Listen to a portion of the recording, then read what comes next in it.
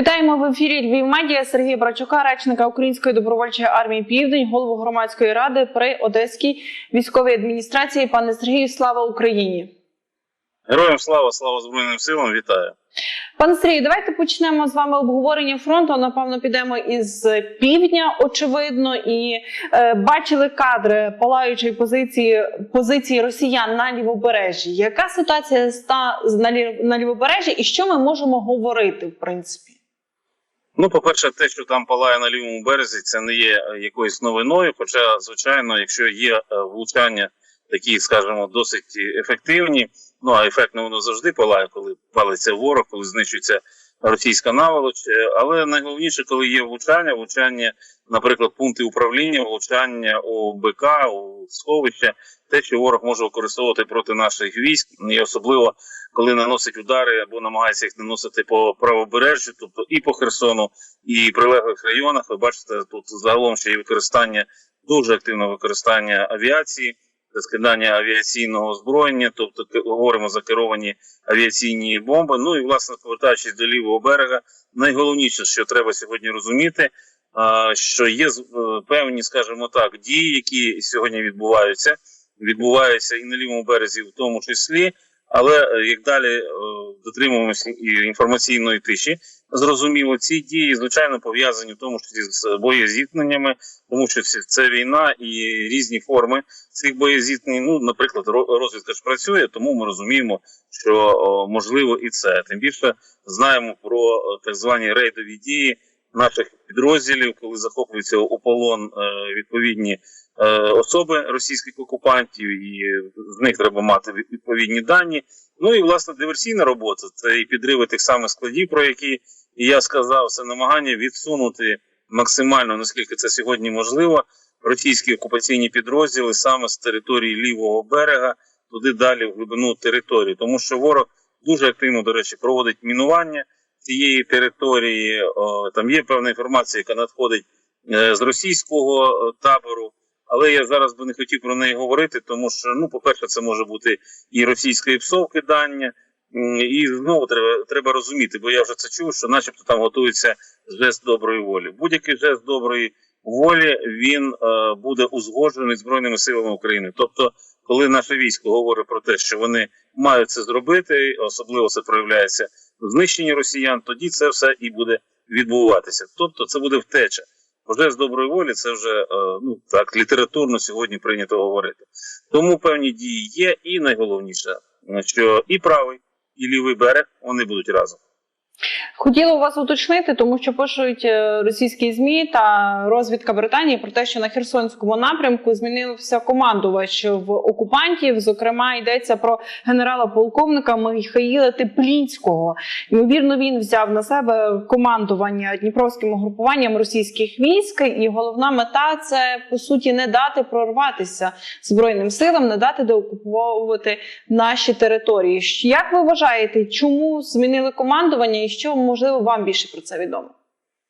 Давайте говорити так. Дійсно, інформація ця є. Це по-перше. Якщо змінюється керівництво, то не все так добре. Якщо активно застосовується авіація, то, можливо, не все так добре.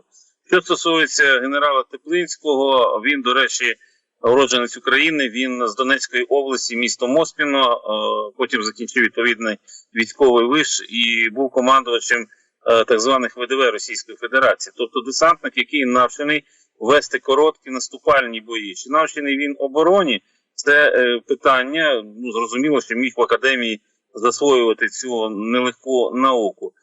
Для чого Теплінський? Ну, для того, щоб підсилити рівень управління російської армії, російськими підрозділами, які знаходяться на лівому березі. Ну і, можливо, показати таким чином, чому такі вкидання відбуваються в наш інформаційний простір, що росіяни орієнтуються на якісь начебто контрнаступальні дії. На сьогодні можемо говорити про те, що якогось ударного кулака на лівому березі з боку росіян немає. Більше того, якісь певні резерви від них забираються, перекидаються на Куп'янський, на Лиманський і особливо на Авдіївський напрямки. А що стосується Херсону, то я вже сказав, ворог може таким чином інформаційно демонструвати, що вони готуються до якихось, ще раз кажу, наступальних дій. Як це буде проявлятися? Чи буде проявлятися взагалі Звичайно, треба моніторити ситуацію, звичайно, це відчуватимемо всі ми на собі, як активно ворог буде долучатися до тих чи інших дій. Тому моніторимо ситуацію, спостерігаємо і, власне, сьогодні немає там особливого, наприклад, артилерійського голоду у ворога, ми це бачимо по артилерійських обстрілах, а з іншого боку йде знищення того, що я сказав вище. Складів, логістики, перш за все, постачання, і все, що з цим пов'язано. Ви знаєте, ми вже інколи здається, що до звірств росіян ми вже звикли і що вже шокувати вони нас більше не можуть. Але нещодавно Стерненко поширив кадри розстріляних українських військовослужбовців, нацгвардійців на Запорізькому напрямку.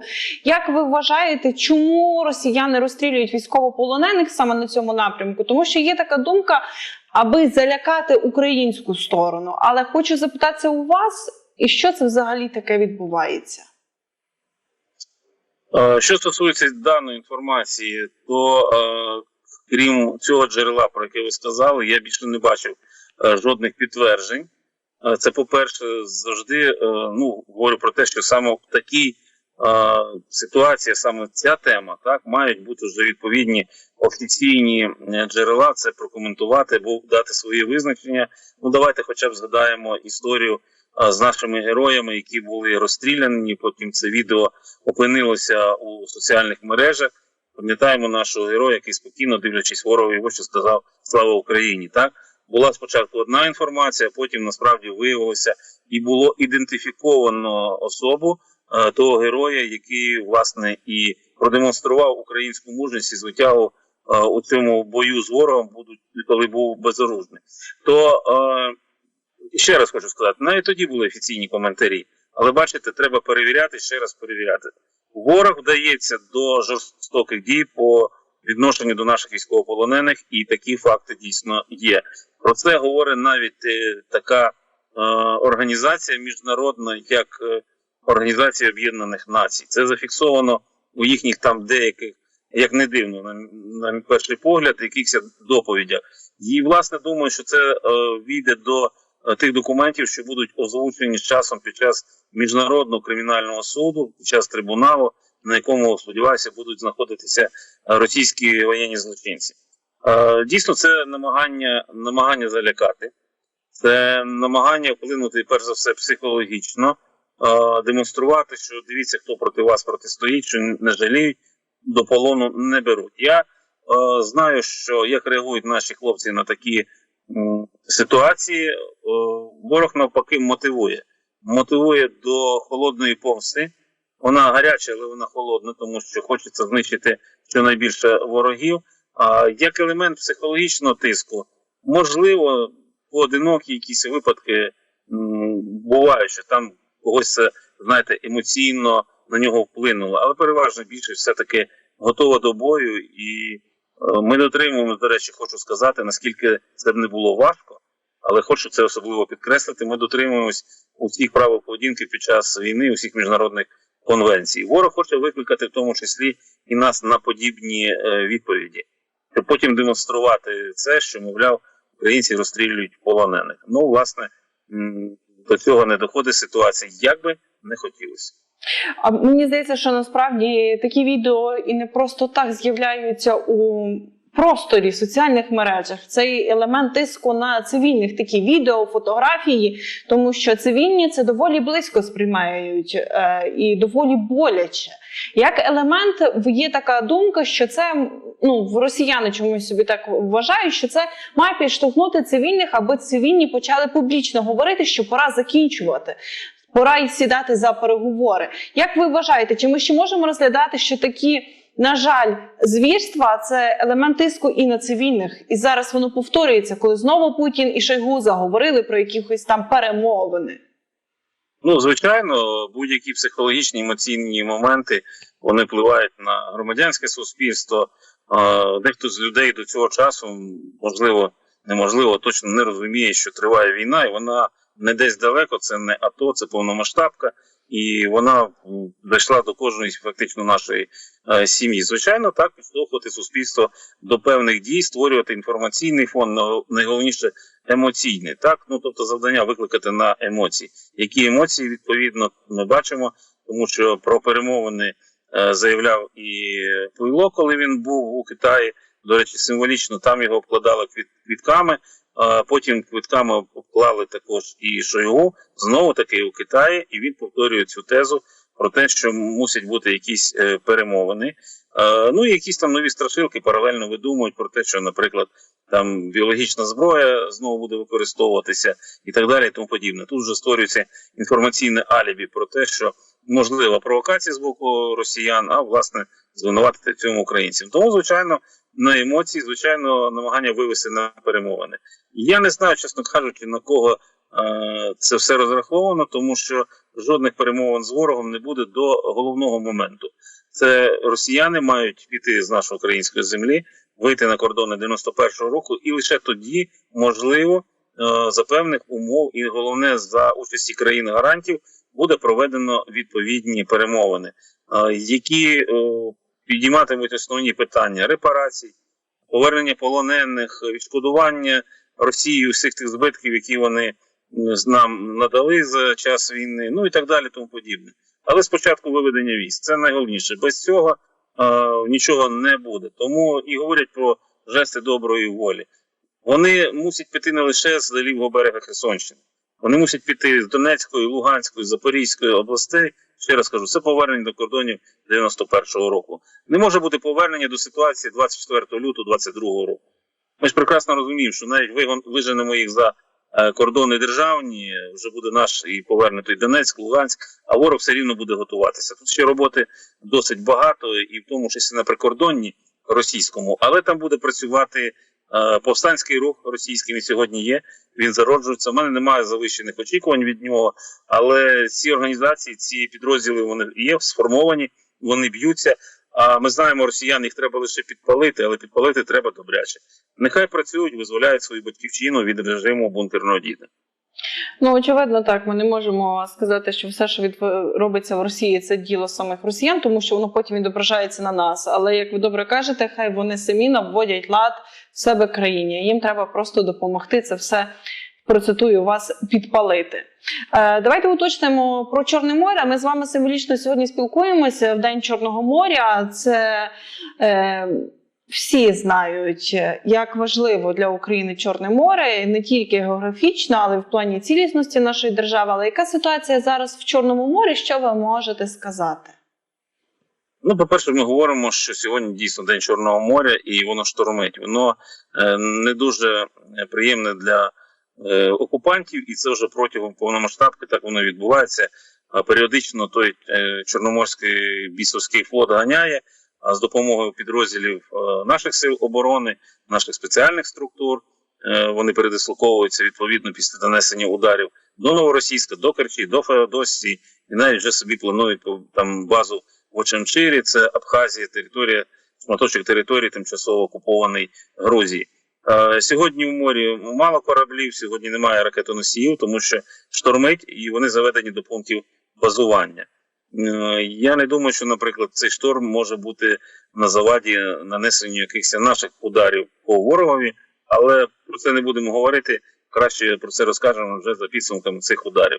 Тому море, воно відсвяткує вже потім, воно теж хоче визволення, воно хоче звільнитися від цієї напасті. Я думаю, що так воно і буде. Дуже на це сподіваємося і робимо для цього максимально все. Було повідомлення сьогодні про те, що в бухті тимчасово окупованого Севастополя димить російський корабель. А напередодні повідомлялося, що знищено окупаційний ЗРК С-300 на тимчасово окупованому півострові. Ми можемо говорити про те, що насправді звільнення Криму відбувається потрошки, поступово, але чи вірно робити висновок, що ми не просто знищуємо наступальний потенціал ворога в Криму, який вони перетворили на місце дислокування своїх військових частин і озброєння, але і оборонний потенціал? Ну, в будь-якому разі наступальний потенціал він є і оборонним. Звичайно, що Крим сьогодні мілітарний. Працює на Херсонський напрямок, на Запорізький напрямок. Ми сьогодні говоримо про те, що ешелонована і дуже добра система протиповітряної оборони. Ну, навіть візьму на себе сміливість погодитися з тими експертами, які кажуть, що після Москви це, мабуть, найглибше побудована така система ППО, і вона є найкращою. Але тут питання, якщо Москва пропускає періодично дрони, причому це дрони поки що не ударні, якісь дрони залітають, я не знаю, чи має Україна до цього відношення. Що стосується Криму, то тут добряче прилітає. Ми дійсно говоримо, що напередодні, це підтверджена інформація, завдано було удару по одному з стратегічних об'єктів системи протиповітряної оборони російських окупантів на території тимчасово окупованого Криму. Далі буде. Ми це прекрасно розуміємо, тому що буде руйнуватися сама інфраструктура, це аеродроми, це логістика, це система протиповітряної оборони. Власне, це те, що пришвидшить у будь-якому разі звільнення нашого тимчасово окупованого Криму. Це питання сьогодні дуже актуальне. Ми бачимо, цей процес демілітаризації Криму, він відбувається, бо це це етап загального процесу, який вже називається деокупація. Все складається з пазлів, пазли складаються докупи, і картина маслом, як кажуть в Одесі, вона буде цілковито така. Крим буде звільнено. Пане Сергію, якщо картина в маслі на півдні, ми можемо так говорити згрубше, то як ви бачите ситуацію на Сході, зокрема навколо Авдіївки? І поставлю вам питання, чому саме зараз вирішили росіяни так штурмувати це місто? По-перше, такі штурми відбуваються, коли є підготовлений ресурс. Росіяни вважають, що вони такий ресурс підготували. Він є. Його багато. Його достатньо для того, щоб вести наступальні дії, не шкодуючи гарматного м'яса, яке сьогодні кидається на Авдіївку. Вони сьогодні тиснуть не лише в лобових атаках, намагаються діяти по флангам, і прекрасно розуміємо, що з політичної точки зору це найголовніше, що вони сьогодні роблять і будуть робити. Сьогодні ми не бачимо, і побратими про це теж повідомляють, що ворог, який несе просто колосальні втрати, це найбільші, мабуть, втрати взагалі за час операцій, які відбуваються на території України після початку повномасштабки, але не видно, щоб вони зараз ці штурми закінчували. Вони можуть бути різні за інтенсивністю, так воно і є, але задіяні усі компоненти наступальних дій. Це і авіація, це і танки, це артилерія, ствольна, це системи залпового вогню, тобто все те, що є у росіян сьогодні в наявності. І найголовніше є оцей ясний резерв, ресурс, який вони використовують. Людей вони не жаліють. Жаліти не збиралися. Задля того, щоб мати хоч якусь певну перемогу, це по-перше, і знову-таки це вписується в ту парадигму, про яку ви сказали. Намагання всадити Україну за стіл перемови. Чимся заволодіти, знову-таки тиснути. Ми ж бачимо, коли починають ці розмови проявлятися, коли в них є проблема на одних напрямках, а на інших вони намагаються створити такі проблеми нам. Дуже важко, важка ситуація, і тут теж треба щонайменше коментувати, бо ситуація дуже динамічна, вона змінюється. Я сподіваюся на командирські якості наших очільників, саме військових, і, звичайно, на те, на що ми завжди орієнтуємося, і це на відвагу і звитягу наших воїнів. Тому що треба розуміти, що великі втрати ворога, ціна їх – це і життя наших хлопців і дівчат. Пане Борчук, ми з вами проговорили поточну ситуацію на фронті, але з того ми можемо зробити висновок, що все-таки Росія хоче затягнути нас в переговорний процес. Але як ви бачите, як буде розвиватися ситуація на фронті далі, коли ми зайшли в цей осінньо-зимовий період? Я роблю і буду робити до перемоги один прогноз щодо військової компоненти, безпекової компоненти. Це те, що ми переможемо, я від цього правила відступати не буду. Можу лише сказати, що нас очікують важливі події, в тому числі і на фронті. Вони, на жаль, не будуть такими швидкими, як нам би хотілося. І, власне, треба вистояти на тих позиціях, тих напрямках, які сьогодні є найбільш у полі зору ворога. Що стосується перемовин, то перемовин не буде. А якщо й будуть, за одної умови, ви про неї знаєте, я вже сказав. Я ще з вами хотіла уточнити нюанс, тому що там згадали про Львів, і взагалі про Україну. Я, звісно, розумію, що російські медіа можуть придумати будь-яку байку, але дуже часто це якби попередження про провокацію. Про що йдеться? РІА Новості, це російське інформаційне агентство, виходить з новиною про те, що СБУ та Національна поліція України можуть націлюватися на проведення провокацій з біологічною зброєю. Сценарій такої провокації проти Росії відпрацювали на тренінгу у серпні-вересні у Львові. За задумом тренінгу на Миколаївщині фіксується поява випадків інфекційного захворювання та вірусу грипу птахів, а далі у події звинувачують Росію. Якби про бойових гусаків і все інше ми вже чули, і про те, що тут в нас є біолабораторія, але так виглядає, що це Росія просто підготовлює до того, що вони можуть застосувати якусь біологічну зброю проти України. Як ви бачите? Це дуже просто коментується. Коментую, перекладаю, як кажуть, російський текст на українську мову. Перш за все, це створення дійсно інформаційного алібі, як це робиться, і це можливість провокації з боку Російської Федерації. Ми це знаємо, ми інформацію володіємо, ми її сприймаємо саме як те, що я сказав, тому і адекватно будемо реагувати. Тут треба діяти, тут не треба це обговорювати, а готуватися до будь-яких дій ворога. Він жорстокий, він цинічний. Він не жаліє своїх, то чого він мусить жаліти нас. Але це добре, тому що ми їх не жаліємо і жаліти теж не будемо. А як ви вважаєте, все-таки біологічну зброю Росія може використати, коли в нас будуть насправді успіхи і такий чіткий прорив, те, що було з підривом Каховської ГЕС, коли в них були дуже великі проблеми і вони вирішили зробити техногенну катастрофу? Я в це не вірю. Те, що вони можуть щось спробувати розрахувати, щось там підірвати, як завжди це зробити невдало, це можливо дійсно. Бачите, з Каховкою так відбулося. Теракт підготували, його здійснили. А що стосується біологічної зброї, давайте так. От на охороні, наприклад, Кримського мосту є інформація, з'явилися бойові дельфіни, які охороняють цей міст і є у складі Чорноморського флоту Російської Федерації. Тут росіяни не врахували найголовнішого. Ці дельфіни, вони розумніші за москалів. Вони мають більше IQ, і я думаю, що їм вистачить здорового глузду в разі необхідності перейти і підписати контракт зі Збройними силами України. Сергій Брачук, речник Української добровольчої армії «Південь», голова громадської ради при Одеській військовій адміністрації був в ефірі Львів Медіа. Пане Сергію, дякую, бережіться. Навзаєм.